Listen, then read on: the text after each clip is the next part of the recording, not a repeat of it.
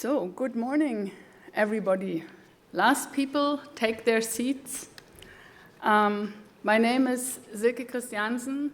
I am from the Fraunhofer IKTS, Institute of Ceramic Technology and Systems, and I'm your session chair today.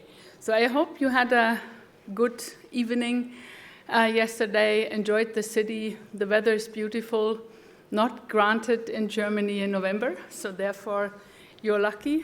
And I hope you're prepared for an exciting first session of today. And I'd like to introduce the first speaker.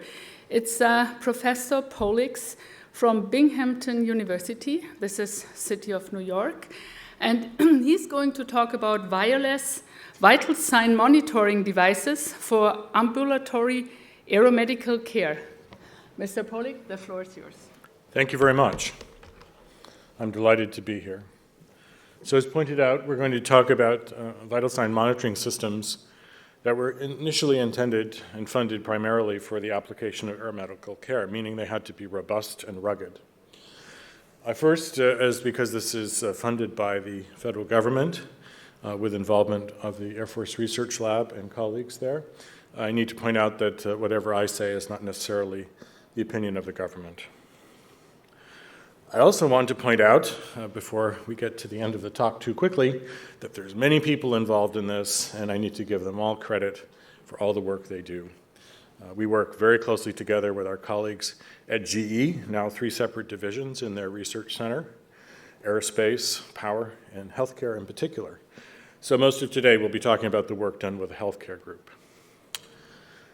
When this project started out, we were looking for a device which could be made using some of the flexible hybrid electronic approaches that NextFlex and others, and of course you all in Europe are quite expert in, finding a way to print things and taking a departure from the traditionally more robust, ruggedized systems such as the ProPack system, which can be carried almost anywhere and is known to perform in the field under high vibrations, where it's dirt, where it's wet. These are expensive. And continually they're looking at lower and lower cost devices. But our proposal was, could we come down to something that would be under $100?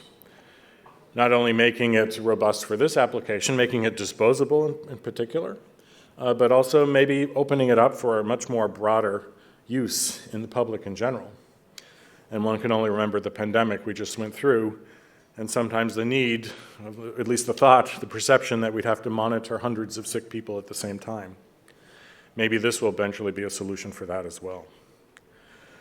So when we pursued this, we looked at the various designs, we looked at the body, we looked at where the electrodes needed to be, we looked at the concept, the fact we'd have a crowd, the fact we'd want to monitor many signals at once, and how would these be made? How would these be made with a printed electronic approach?